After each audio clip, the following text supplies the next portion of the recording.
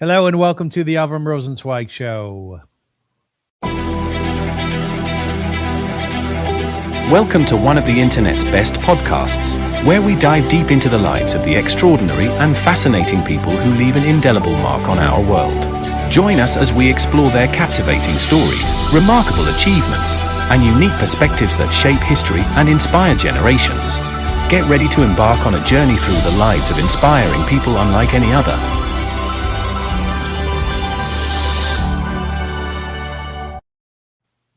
Hello, folks, and thank you so much for joining us. My name is indeed AVRUM ROSENSWEIG, and I'm delighted to be here with you.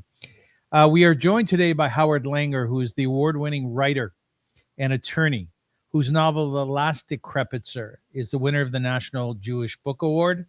Howard is the founder of Langer, Grogan, and Diver, an antitrust and consumer law firm in Philadelphia. He's an adjunct professor of law at the University of Pennsylvania Law School and has taught at the Center for Competition Law and Policy at Oxford and the Law School of the University of Tokyo. The book, The Last Dekrepitzer, a fascinating book, opens in the Columbus Circle subway station in 1965, where a lone fiddler is busking, playing a strange braid of Hasidic melodies, blues, and gospels. He is the Dekrepitzer Rebbe, the sole survivor of an obscure Hasidic sect in Poland, wiped out by the Nazis. From a lost shtetl to Naples to Mississippi and then to Manhattan, the Rebbe's journey becomes a haunting odyssey through survival, displacement, and the echoes of the Shoah, crossing paths with historical figures and asking what it means to live after everything has been torn away. The Last Dekrepitzer is a novel that will surprise readers with its depth and introduce them to one of the more unique characters to appear on the contemporary Jewish literary scene, says Mark Katz of the Jewish Book Council Review, December 2nd, 2024.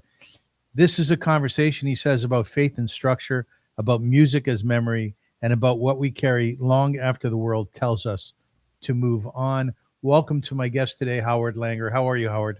Very good, thanks. How are you? I'm doing very well. It's wonderful to have you. I want to show people the book that you've written. And I should add, what's fascinating about this publication is that you began writing it when you were about 70 years old or so, right? That's This right. is Yes. your first novel. And I think a lot of people listening would think, oh my gosh, that is quite a feat. What was it daunting to you to get into the first page? Well, it wasn't so much daunting. I just felt compelled. I'd seen a presentation the night before by George Saunders, the great writer. And in the presentation, he said, if you want to write, you've got to stop thinking about it. You got to stop talking about it. You got to start doing it. And I said to myself, I'm 70 years old. If I'm going to do it, I got to do it. So I sat down the next morning and I started. And it wasn't so much daunting. It was something I felt compelled to do. What was it like for you to write the novel? For instance, what were the rituals that you developed around it? How often would you write? How long did the book take you to write? To start with the last question, it took me about a year.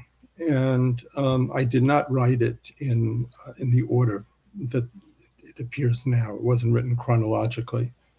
I wrote different scenes. It began as a short story that I wrote, which you described at the beginning about the Chasidic rabbi busking in the subway station.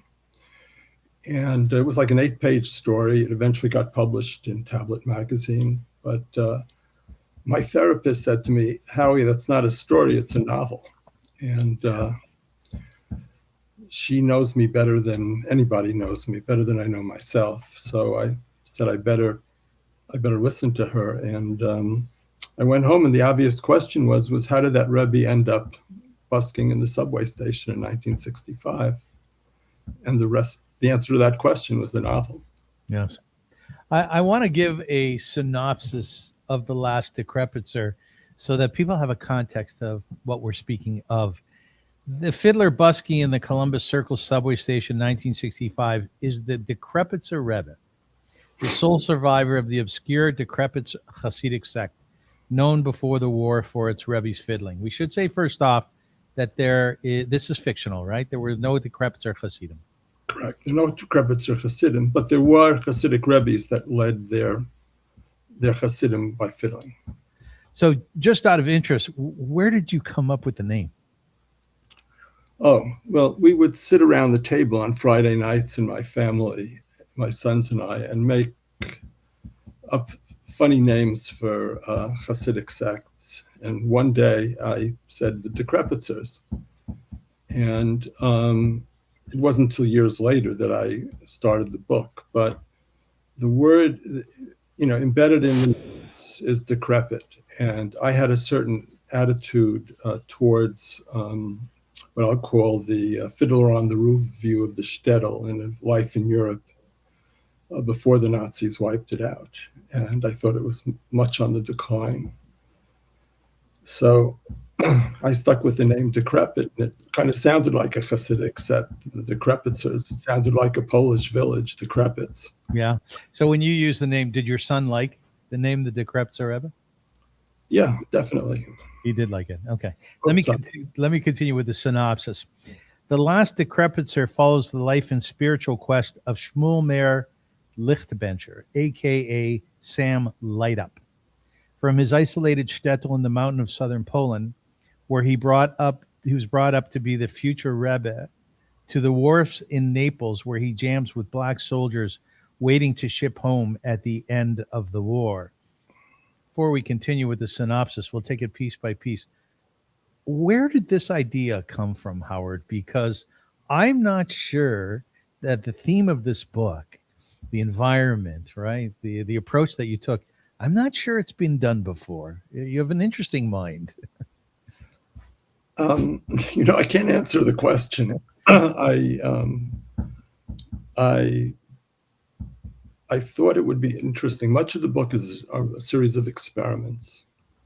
And I thought it would be interesting to see what would happen if first there was a Hasidic Rebbe who had no Hasidim left, because the Hasidic Rebbe is defined by his service to his Hasidim, by mediating between God and his sect. So the first thing that interested me was what would life be for a Rebbe who no longer had any Hasidim? Yes.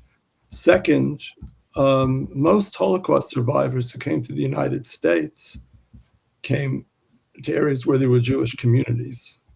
So I thought it would be interesting to see as an experiment what would happen if this Rebbe, this man who lost his sect and his mission, ended up among rural Black people in America, and his introduction to America would be as a Black person, as a country of Black people.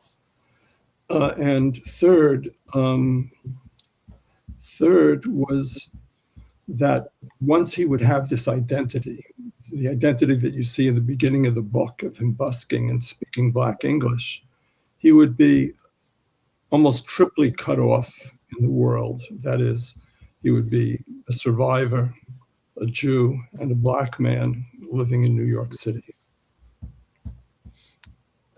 Give our viewers and listeners a bit of an understanding of what Hasidic sects are and Hasidic Rebbes. Just give us some background information. Well, in the 18th century, after a series of very, very terrible pogroms in the Ukraine, a sect arose of quite mystical Judaism, which caught on like wildfire throughout Eastern Europe. And by the time of World War II, there were multiple sects led by different rabbis known as rebbes who had great power within the sect. They were really more than a rabbi. They were leaders who were, I don't want to say worshipped, but certainly given immense respect by the sect and thought to have great powers with God. And their approach was much more mystical, and therefore in part musical, and involving various mystical types of religious exercises that we'd recognize in other sects as well as Jewish sects. And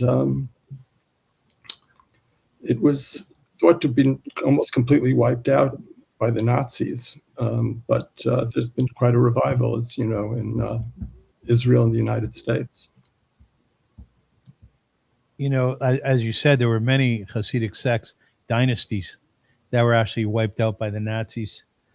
Some of them that were wiped out entirely or in part were the Alexanders, the Koshnitz, the Peshichas, the Radoms, Ups, the Zichlins, the Ostrovsa. These are strange names to many, but really what they do is they reflect the town or the place where these Hasidim lived. Is that correct? Correct. Yes. So the main character of the book is Shmuel Meir Lichtbencher. He's given a Southern United States name, if you will, aka Sam Light Up. Let's continue here. So he escapes Europe and he sees that his Hasidim are all gone. There's a part of the book which really I was crying when I read it, where he went back and he found that there were really no Hasidim left, and he had to bury many of them. So the American soldiers took him on. They felt for him. They dressed him up in a uniform and dog tags of an AWOL soldier, and they smuggled him home to Mississippi. And in the book, he lives for years amongst the blacks, speaks black English, preaches, and plays the blues with Brown Sugar Ramblers Trio, right? So to give a context of a question I asked a few minutes ago about where this very bizarre idea came from, the truth of the matter is that you have a very raised consciousness, if you will, about civil rights in America. Your father taught you that. Your father took you to Memorial Days regularly. And you also did that, a lot of that work in your law firm. So the idea of sort of bringing blacks and Jews together and creating an environment around that, it's really not anathema to who you are at all, right? No, not at all. Tell us a little bit about your dad. What was your dad like? My father was brought up a modern Orthodox Jew in New York City, which meant in his generation that he had very limited education. That way, his parents were American as well, which was kind of unusual in that community. He started life as a reasonably wealthy person. My grandparents had a knitting mill in New Jersey, and it went bust just about the time that I was born. And he spent pretty much the rest of his life trying to recover the fortune, totally unsuccessfully, being chronically ill for most of that time and so on. But the highlight of his life was he joined the Navy during World War II when he was 17. And for many years, I didn't believe he'd actually joined when he was 17, because to do that, he had to kind of get around things because the minimum age was 18. But I recently saw a letter in which was very clear that he had been inducted when he was 17. And he served on the Missouri, which was the flagship of the United States Navy. So he was present when the Japanese surrendered. And he always carried this card in his wallet certifying that he was there when the Japanese surrendered. And he always carried in his wallet a little piece of a kamikaze that had been shot down, fortunately didn't explode on the ship, and a piece of the wing, and he just always had it in his wallet. I have it here, right here in the room I'm in, actually. But the rest of his life was not happy, and we had a kind of inverted relationship where he came to rely on me as almost as his advisor rather than the other way around. How did you deal with that? Eventually, a very wise friend of mine says, when your father asks you these questions, what do you do? And I said, I answer them. He said, no. Your father has a psychiatrist for that. You just sit there and say, yes, Dad. And is that indeed what you did? It is, and it was great advice. So we'll continue with the synopsis here. Meir Lichtbencher, or A.K.A. Sam Light Up, the name he was given in the South, he marries a black woman. Her name is Lula Curtin. It's legal by Jewish law, though forbidden under Mississippi law, and it results in a cross burning that forces them to flee to Manhattan. So your main character ends up in Southern United States, and he is playing his fiddle. And that really, I think, is the central motif of his character, of his life, and I would say of the book. it's music, right? Which brings forward who this man is. Tell us a little bit, Howard, about the musical component aspect of the novel and why it was so important to you to make that so central to the theme of the book. It's interesting because I wasn't sensitive as I was writing of the extent to which music had taken over the book. Okay. I kept creating, as I said before, these experiments. What if the Rebbe's music mixed with the black music in the South? What if he bumped into Jerry Lee Lewis and heard his rock and roll? And what would his response be to that kind of music? Yeah, it was great. Because, Jerry Lee Lewis, people have one picture of him, but he was very devout. He was a fundamentalist Christian in the extreme, and later was a gospel singer. And there are all these meetings of people. A central figure in the book becomes the Reverend Gary Davis, who was a very great blind black guitar player. And I came to realize that all these different musics serve different religious purposes for the different persons who were there. And I couldn't necessarily articulate exactly what those were, but they all reflected on each other to give a picture of how music becomes a communicative device, particularly with the divine.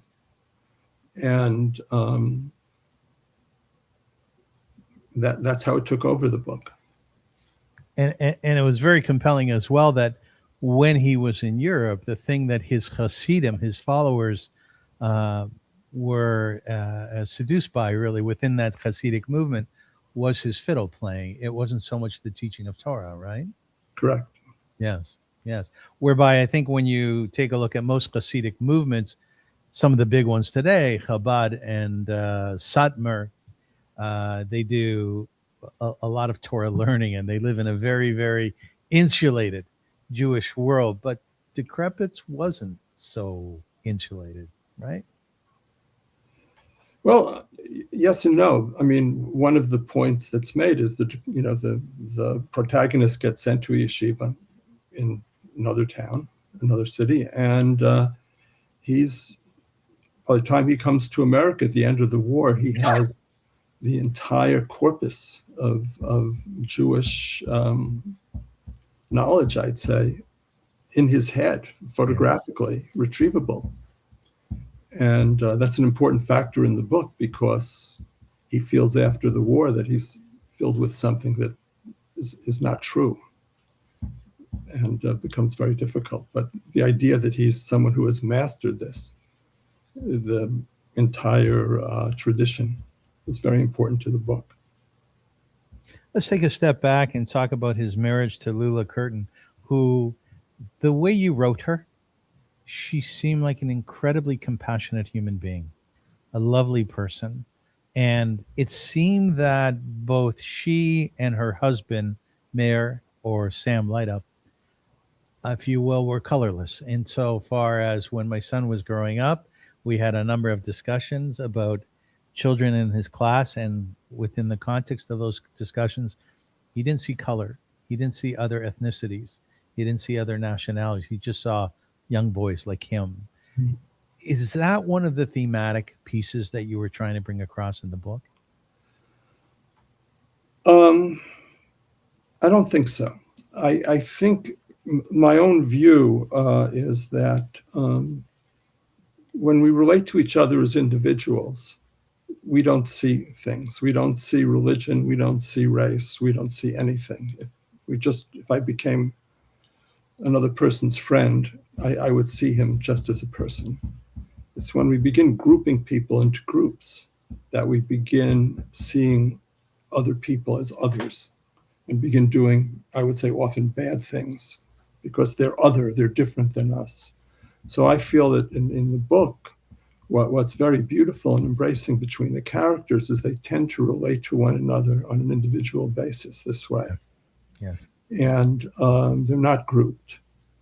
And what lingers in the background is the evil when people are grouped. First the Nazis, and then the Ku Klux Klan. But in the book itself, it's all individuals, and they're generally speaking doing kindnesses to one another. Yet you have the cross burning, and of course you have the Nazis in Germany who only see differences.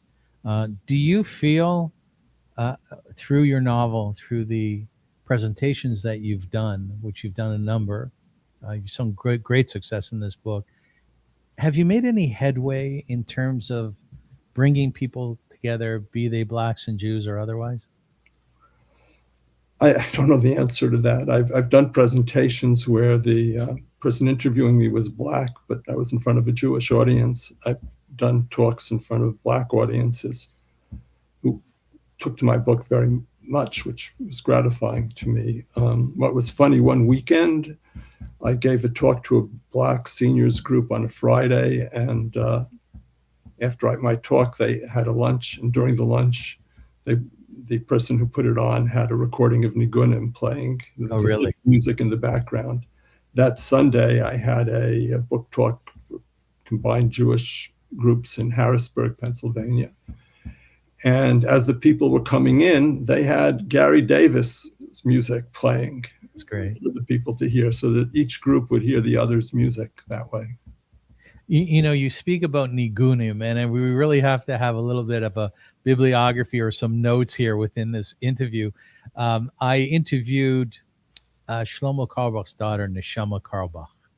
Neshama Carlebach is known as her father was mostly really for nigunim. What is a nigun? A nigun is a Yiddish song, and there may be no words to it. It may go la-di-di-di-di-di-di-di. And I asked Neshama if la-di-di-di-di are those lyrics, and she said they're absolutely lyrics. Tell me your feelings, Howard, about gunim. Are you one who sings these nigunim at your Shabbat tables in shul on Shabbat? No, Langers are famous for their awful voices and terrible lack of musicality. Okay. It's very funny because I had two grandfathers. The Langer grandfather, they said, like rabbis, and my mother's father, who frankly, Shmuel Meir is named after, he liked cantors, chazanim, and that was a tension in my family. But no, we did not sit around singing nigunim, and when the people did, I would get irritated. I did not come from a world like that. But I will tell you this, since you asked about my father, he and Shlomo Carlebach were contemporaries. Yes. And they often went out with the same women. And my father said he didn't stand a chance because my father didn't write poetry. Right. That would make sense, actually. Yes. Did you have a certain affinity for Mayor Lichtbencher's wife, Lula Curtin, or who might have you written about when you wrote about her? Someone in your life? No, but she came about in a very interesting way. If I can take a second process-wise, I don't want to get too buried in process, but my view when I wrote the first half of the book was that she was going to die off, or the marriage was going to fall apart at the midpoint, and the protagonist, Shmuel Meir, was going to be completely alone when he was fiddling in that subway station.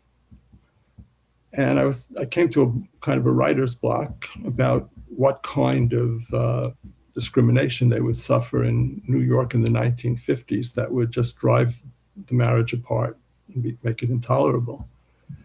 So I asked the client I was representing pro bono, a nice, lovely African-American woman, to have lunch with me, and maybe she could help me with that. And we sat down and she asked me, what's the book about? And I told her, and she said, oh, Mr. Langer, I can't help you. And I'm thinking, I'm going to waste the money for this lunch. But I said, why can't you help me? She said, because the love between that couple, nothing would break it up. Yeah. So I said to her, well, Mrs. So-and-so, it's going to happen then. She said, what? I said, well, the wife's going to have to get cancer. And she said, no, Mr. Langer, you'll ruin your book if you take that woman out of the book. And that was when I was at the midpoint. And I think many people have told me that she takes over the second half of the book. The wife is equally important there. So it's quite amazing to me that this figure of the wife just sprung out of my head that way. She's not modeled on anyone I know. Howard, before we continue with the synopsis, what effect do people have on your writing while you're writing, like this woman whom you had lunch with? Was that an anomaly, or does that happen? That was an anomaly, but this is the only novel I've written.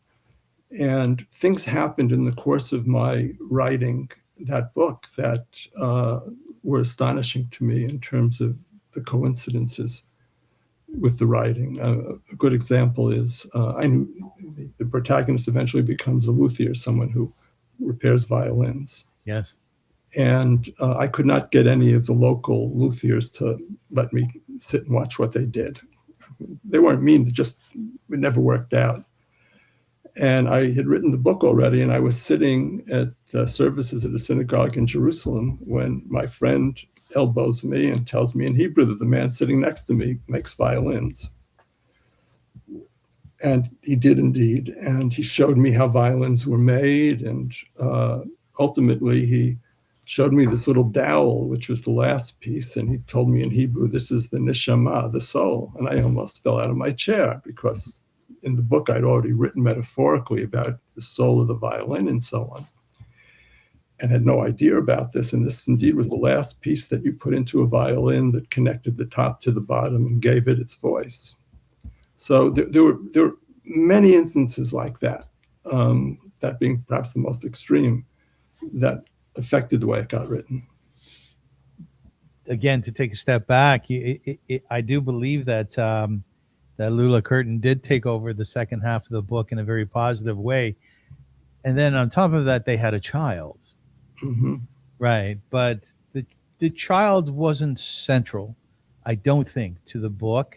It was like they say in Aramaic, an agav urcha, like a by the way. What was your idea in terms of them having a child? Well, it's interesting you ask that question because the child was almost totally not there, just almost the prop to lead to the cross burning.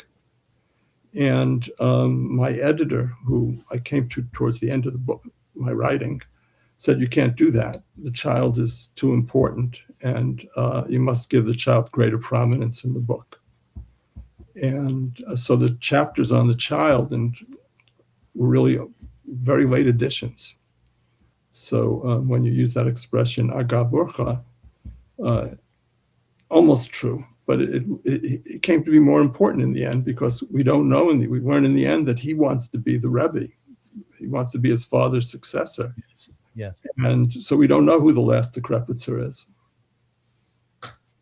When you are writing, are you the type of person when you're told by your editor that you have to make certain inclusions or perhaps deletions?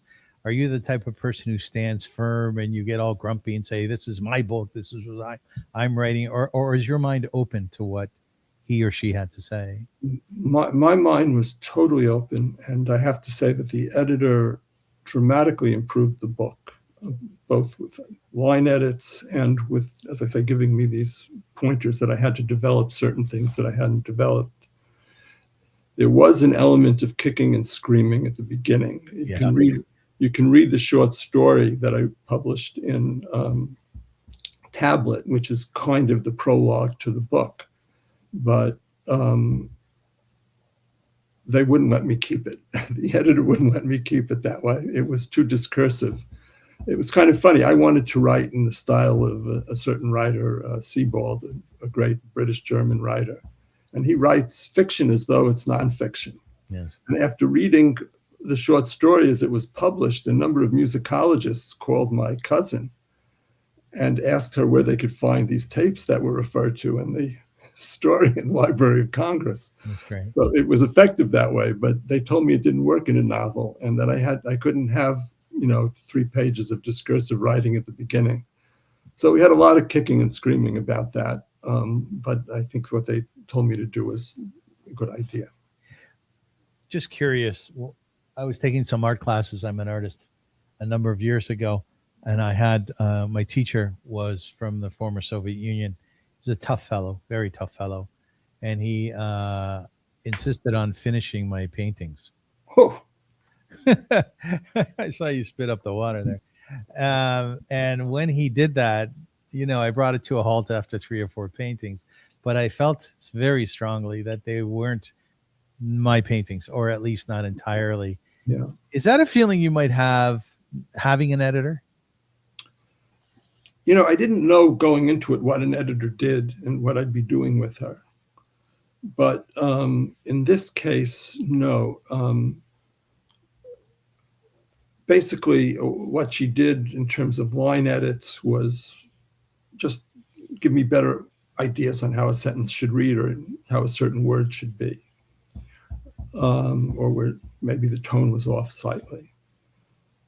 And in giving me ideas as to things that had to be further written, I was astonished at how correct she was and how easily they were written, because I thought I had expended my imagination by the end. But the fact was that in the end, I knew the characters so well, so that when she told me I had to expand this and that, it came much more easily than I expected. But no, I felt it was a great process. And I've recommended to certain friends that their own work could be greatly improved with an appropriate editor. I want to touch on something that you just said about getting to know the characters so well.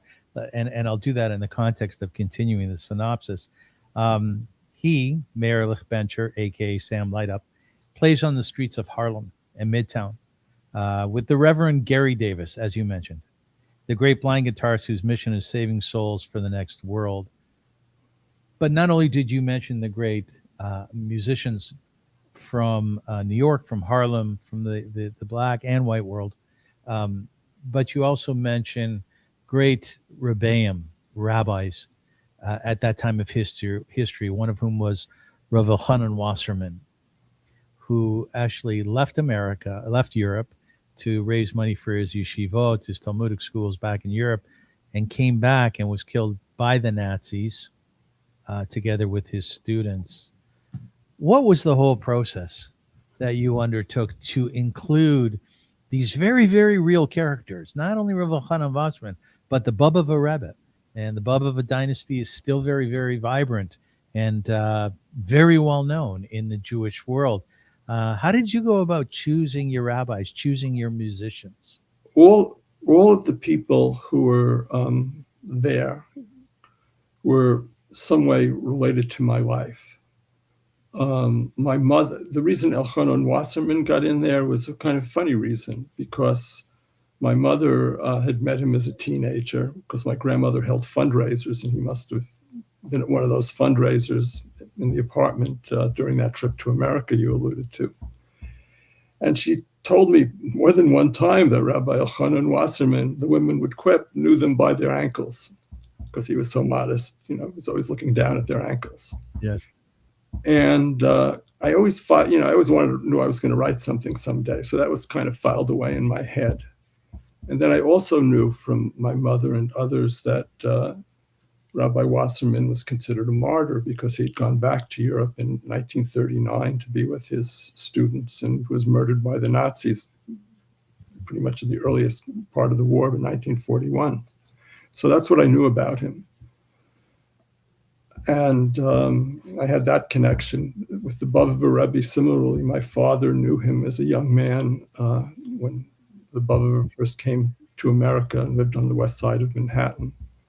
And I knew just a very little bit about him, but what I knew was very positive, and so I developed him as a character. And there were these connections that way. They were actually, it's interesting that they all seem to have been personal connections. You spoke very highly of the Bub of her Rebbe and wrote very highly of him. I'm not sure you had the exact same feelings about Rav Elchanan Wasserman, who's extremely strident in much of his halachic Jewish law approach. Also, he told his students to not leave Europe, that this would pass. And I think you took some umbrage with that, obviously. Yeah, I gave a talk last week on Holocaust Memorial Day that was ultimately done online because of the terrible weather around here. And someone hadn't muted their Zoom. And when I was reading and translating some of Elchanan Wasserman's writings about his views of Zionists, someone said out loud, what is this shit? Yeah. And I guess it's a podcast, we could say it. And, it was strong language, let's put it that way, very strong language that he used. not the person on the phone who spoke out, but Rabbi Wasserman. Appalling language, frankly. The relationship that the Bobova Rebbe had with Mayor Lichtbencher, taking him around, learning with him, teaching with him, showing them ropes of the city, embracing his wife, a black woman. Would that be nonfiction, or would that be fictional? Would a Rebbe do such a thing? Well, I don't know if a Rebbe would do such a thing. Certainly the Satmar Rebbe would never do such a thing. Yeah. But I must say that in all of my readings about the Bobova Rebbe, he was really a person apart, a very, very extraordinary person. He began with the remains of his flock, 300 people in the world, not just the United States, at the end of the war, where there had been thousands. And at his funeral, there were 30,000 people. So he was quite an extraordinary person. A very good friend of mine, an Orthodox rabbi, said to me about it in my book, The Encounter Between the Bobova and the Reverend Gary Davis. They actually meet in the backseat of a car originally. He said that in showing the Rebbe's immediate ability to converse and recognize Davis's gifts, showed his righteousness and what a righteous person he was. You know, I should mention that my father, God bless his soul, was involved in rescuing especially orphans after the war. But he did play a role in bringing over the Bobova Rebbe from Europe. And I once was at a Bobova Tish, which is a party that the Hasidim hold. And I went and I told the Bobova Rebbe that, and it was a real honor to do so. Shmuel Meir's devout wife, she knows herself to be the Dekrepitzer Rebbe, right? But yet she's spurned by the Jewish community. Again, a most interesting storyline, Howard. You have this man who was the Dekrepitzer Rebbe, came from Europe with American soldiers, ends up in the South, goes to Manhattan. But before he does that, he marries this lovely, lovely black woman. And the way Jewish tradition works is that if you marry a Rebbe, you are the Rebbitzin, right? And you have a particular task. I'm not sure that your character, Mayor Lichtbencher, really was cognizant of the fact that his wife was the Rebbitzin, or actually gave her a certain status that way because he himself deflected his status as a Rebbe, deflected it away. Again, would that be accurate, how I'm approaching this? I think so, yeah. But for the Rebbe himself, he keeps meeting people who, when they meet him, say, "You're the Rebbe." That's how it begins, right? The person in the subway station, the rabbi, when he meets the rabbi in rural Mississippi in the one town nearby, the first thing the rabbi realizes is, "You're the Rebbe." Or not the first thing, but quickly. And even his son, at a certain point, as a little child, when he's telling him the story of the Dekrepitzers, looks at his father and says, "You're the Rebbe." So it's a destiny which he was robbed of. So he has a complicated relationship to. I found when I was reading the book and through this discussion now, I have this visceral feeling. It's an intense loneliness for the Dekrepitzer Rebbe. The idea that he had followers and it was a vibrant community, as Hasidic communities are in general, and then they were entirely wiped out. They were entirely destroyed. And here he was alone in America in the strangest of situations, not ones that he was born into. And he really did hold himself as a lonely figure, somewhat confused, but mostly committed to the idea that all this Torah, of which he spoke about before, it's all for naught. Did you experience a loneliness in writing this? No, I experienced a camaraderie with the characters. Yes.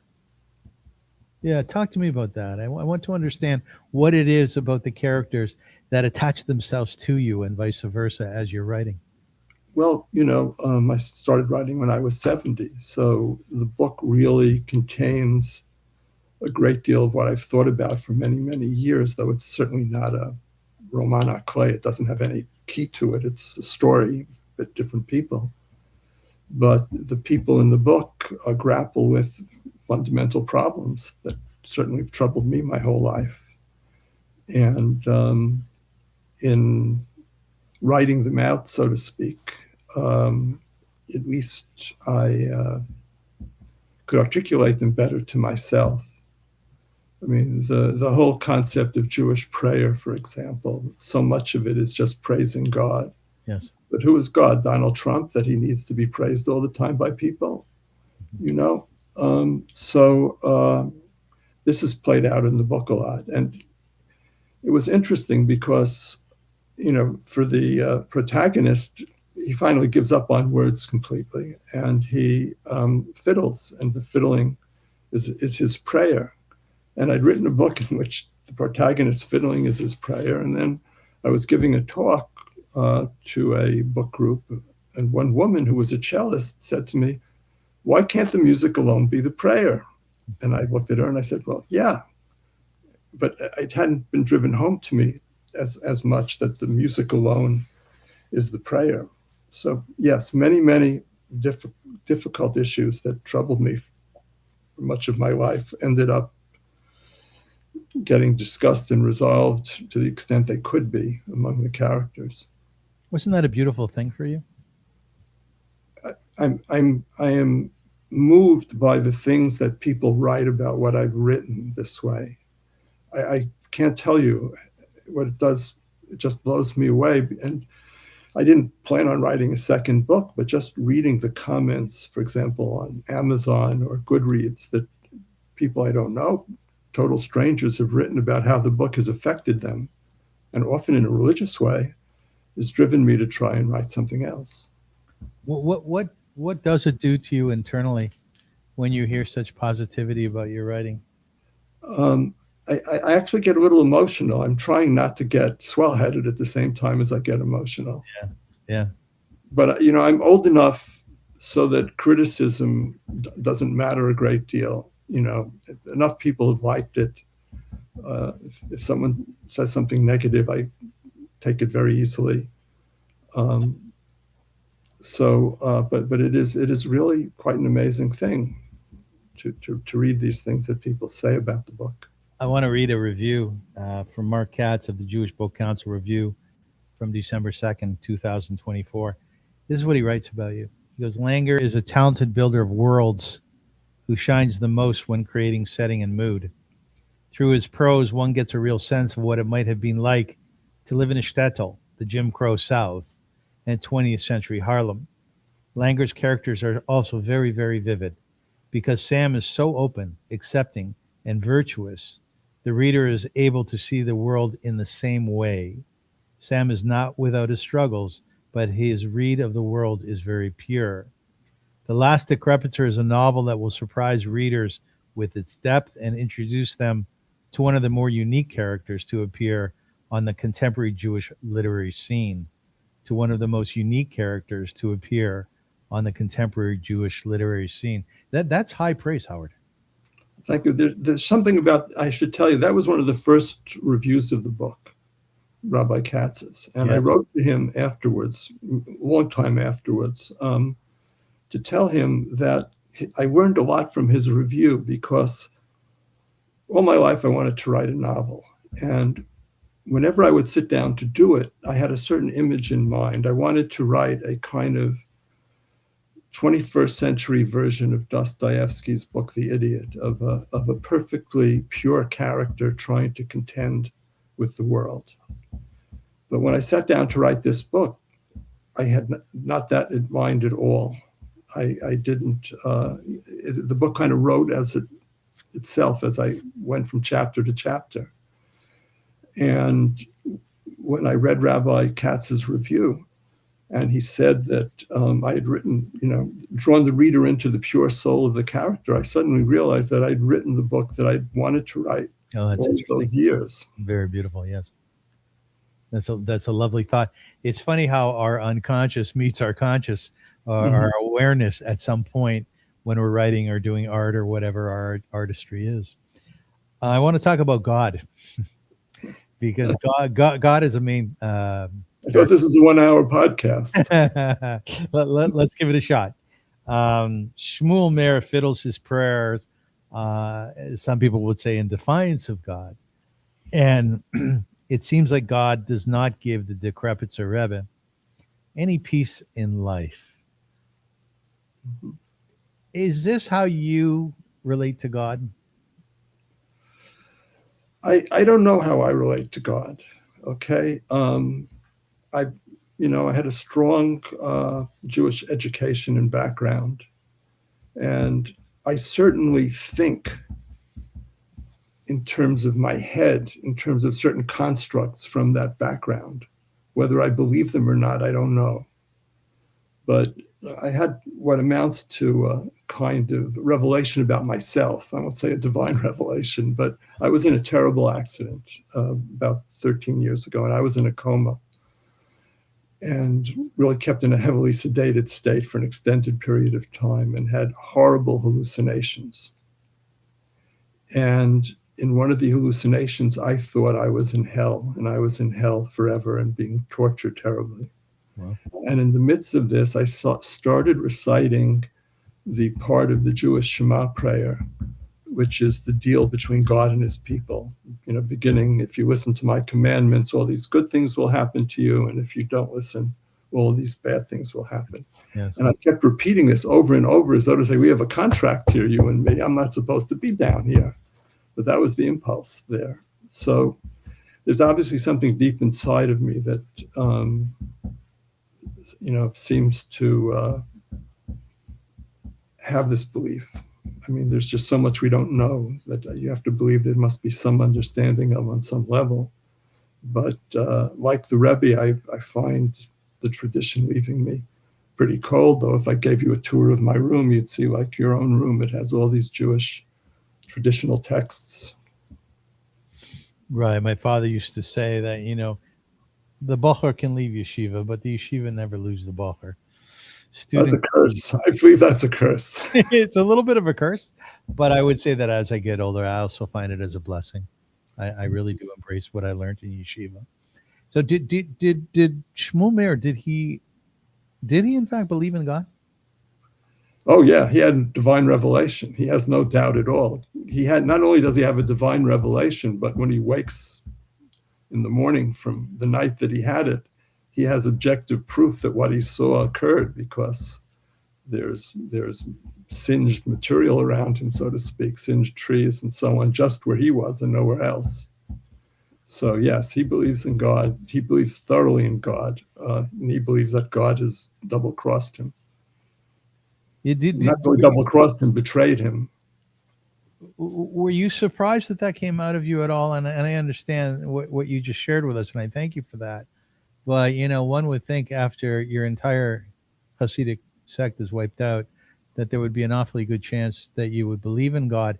And I often wondered to myself, those who came out of the Holocaust with faith and sometimes increased faith versus those who came out not believing in God any longer, and they had been religious, let's say. I'm wondering what the fundamental difference is between the two. Well, it's interesting. One of the characters in my book is a character named Hirsch, who's a rabbi who's modeled very closely on a very great Jewish scholar, Rabbi David Weiss Halivni, and who I met and greatly respected. And he says we can understand the people who were religious before the war and lost their religion because of the war. Yes. And we can kind of understand the people who weren't religious before the war and became religious after the war. But the hardest ones to understand are the people who were religious before the war and stayed religious after the war. Mm-hmm. What's your take on what he meant by that? It's hard for me. I'm fortunate in that my grandparents were all in America and were pretty much untouched.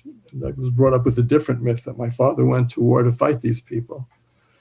But those people whose parents were through the Holocaust had a very, very different life. And I've discussed with several of them their parents over the years, especially the ones whose parents remained reasonably observant.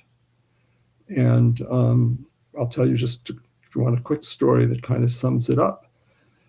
My closest friend from Toronto, when I was there in graduate school, a still close friend of mine, only learned very recently that his father was one of the survivors of the rebellion at Treblinka, of which there were perhaps 20 in the whole world.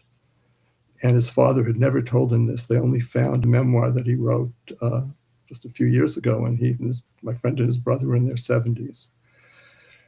And his father was a shoemaker, and I knew him, and when my friend was engaged to a very Orthodox woman, his mother had passed away. He was bringing his father to meet the new in-laws, and he was afraid because his father would always throw in the face of the people who were very Orthodox the Holocaust. And sure enough, this is what happened when they got there. He immediately started asking them how this happened, and they started saying, oh, the Germans, it was terrible what the Germans did.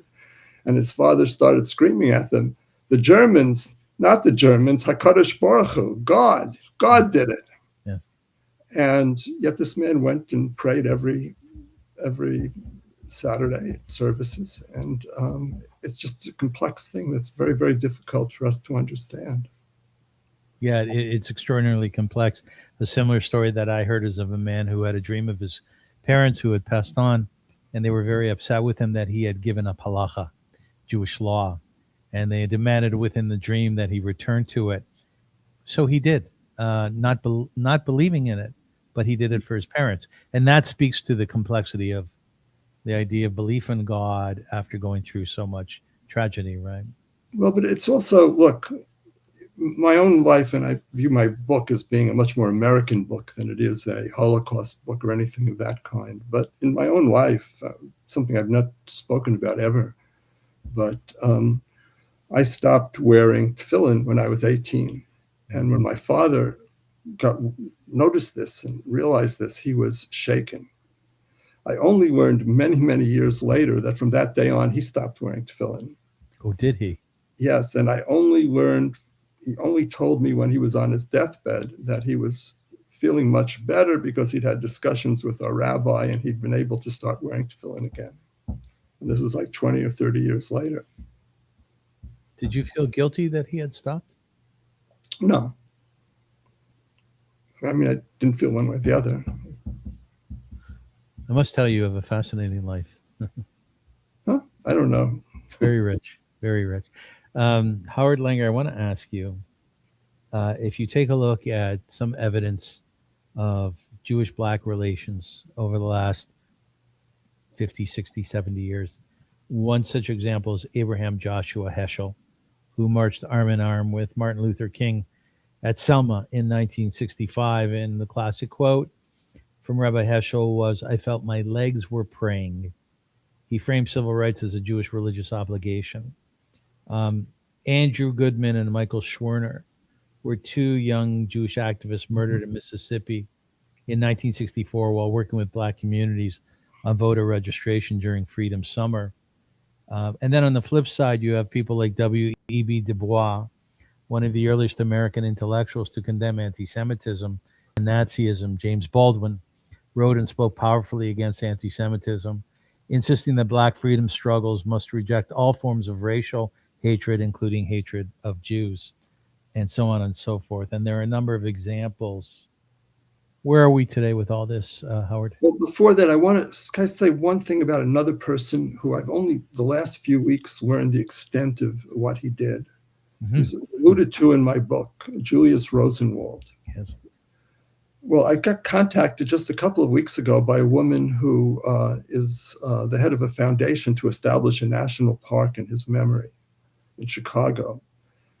He built over 5,000 schools, 5,000 schools just for Black children in the South in the 1930s.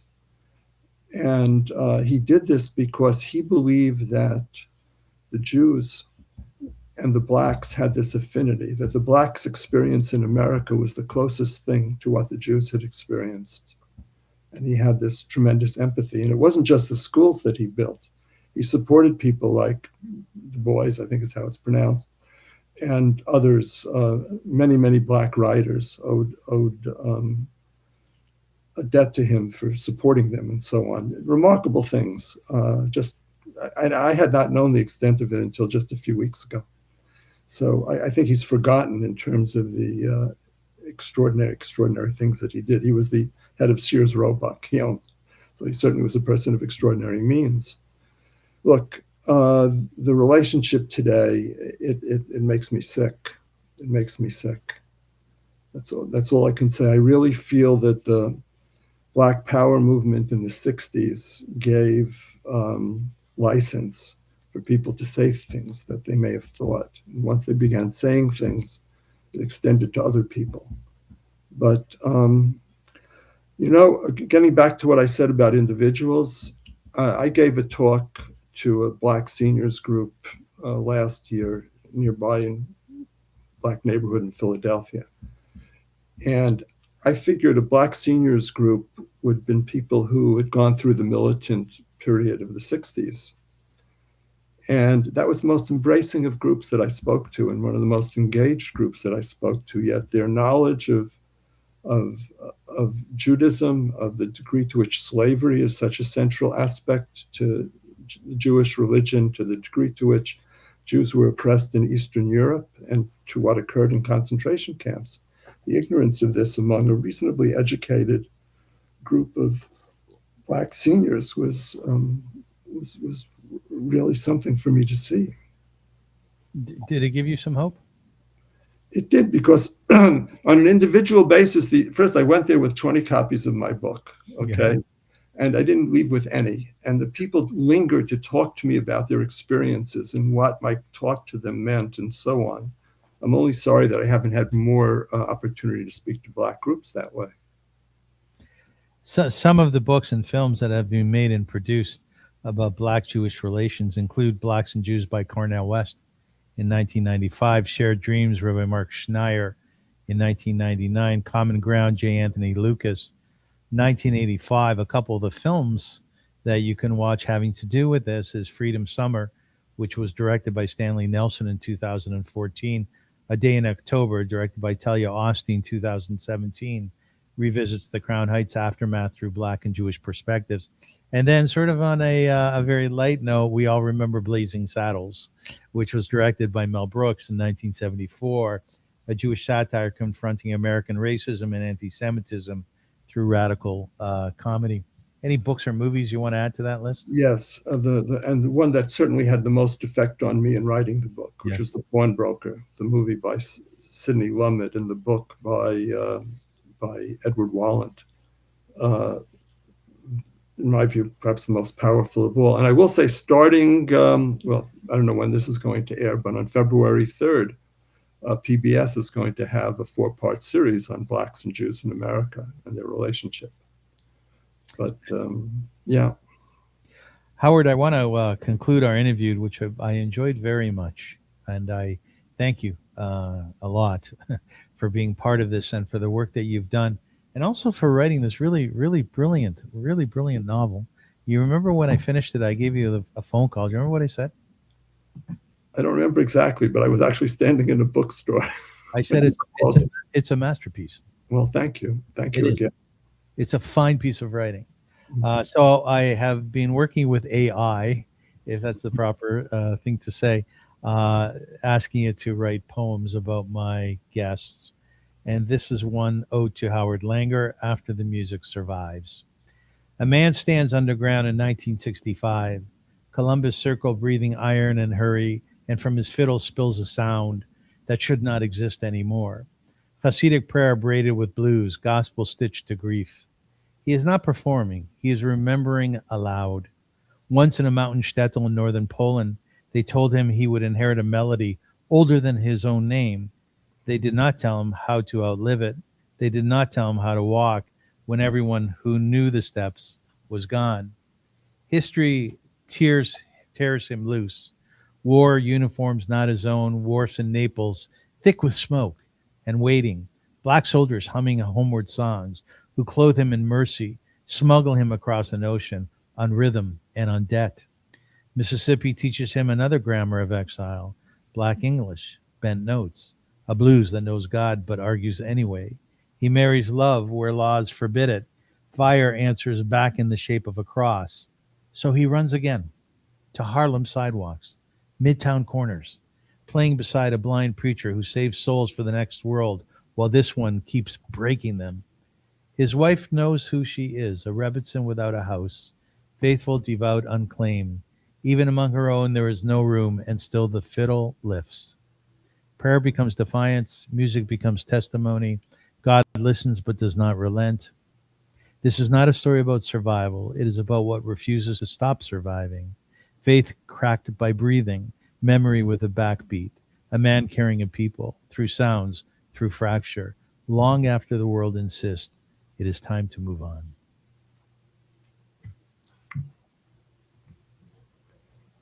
Well, I appreciate the AI, but it certainly leaves room for poets in our society. Okay. I get different responses from my AI poetry, and that is often one of them. But I think the point is owed to you, Howard Langer, for at 70 years old deciding that you were going to write your novel, which you had wanted to do all your life. It reminds me of a friend of mine whom I knew through my organization many years ago, who at 75 years old, he began playing the harpsichord. And I thought that's very impressive. It's significant. Why? Because it means that you and he and all the other people who continue to live do so with verve, and they never stop growing, and that's you. So I would suggest really strongly that people pick up your book. Again, it's called The Last Dekrepitzer. Tell us where it's available, Howard. It's most easily available at Amazon or Barnes and Noble, but you can order it in any bookstore, and they can get it for you. Do you have any final comments, either your book or Jewish relations, anything you'd like to leave us with? No, just with yourself, because you're younger than me. I'll tell you, I took up the banjo at 63. So if you want, there's always hope. How was that, learning the banjo then? It's great. I mean, that's really taken over my life with this book. So you're probably a big fan of Steve Martin, right? Well, he plays a different form of banjo than I do, but people have given me all of his discs, and he is a remarkable banjo player. Yeah, he is. He really is. Ladies and gentlemen, I want to thank you very much for listening and for watching. I'm very, very grateful that you took the time to do so. And I would tell you to take out of this interview a few things, really, that no matter where you're at in life, always keep pushing, always keep growing, right? Bring something to yourself, to your family, to your community, to the world that is significant and that is rich. If you are 60, 70, 80 years old and you've always wanted to write a book, write it. I've met a number of different people who are octogenarians, and they have started painting. And their paintings can be absolutely lovely. So do so. Never give up on yourself, and always keep growing and always keep building. Until we meet again, like my mother, God bless her soul, used to say, sei gesund, be well. And once again, I'm grateful for having you, Howard. Thank you. Be well.